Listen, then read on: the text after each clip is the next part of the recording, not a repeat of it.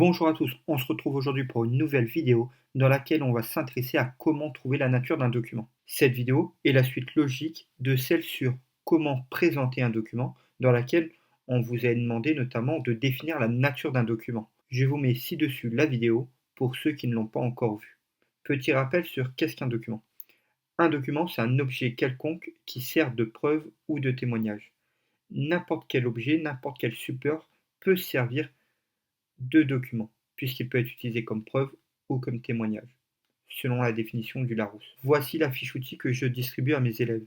Bien sûr, selon le niveau, on va être de plus en plus complet. Au début, on va rester sur le premier cercle avant de s'élargir petit à petit pour avoir une nature de document de plus en plus précise. Dans un premier temps, imaginons pour des sixièmes, quelles sont les grandes familles de documents. La première grande famille de documents pour moi, c'est le document iconographique. Une photo, une caricature, un tableau, une affiche par exemple. La deuxième grande catégorie, celui qu'on utilise peut-être le plus souvent en histoire, le document textuel, que ce soit un document d'historien, comme ici à droite, un article, ou un document d'époque, un témoignage d'un contemporain. Enfin, on peut trouver des documents vidéo, que ce soit des extraits de films, comme ici Olympia, et d'être à son service, celui à qui cette fête est dédiée.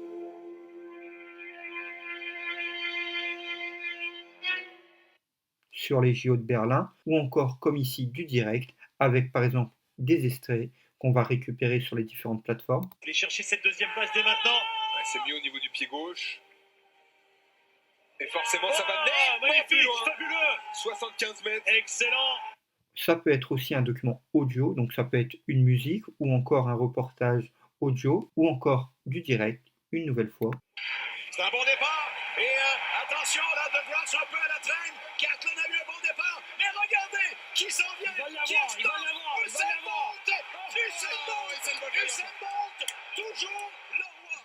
Pour ceux qui ne l'ont pas reconnu, c'est la victoire aux 100 mètres d'Usain Bolt aux Jeux Olympiques de Pékin. Passons à une autre type de famille, celle des documents cartographiques, ici avec deux échelles, une échelle locale avec les différents sites prévus pour les Jeux Olympiques de Paris dans quelques mois, ou l'échelle mondiale à droite avec les différentes villes ayant accueilli une ou plusieurs fois les Jeux Olympiques. Continuons de découvrir les différentes familles de documents qu'on peut croiser en histoire-géographie.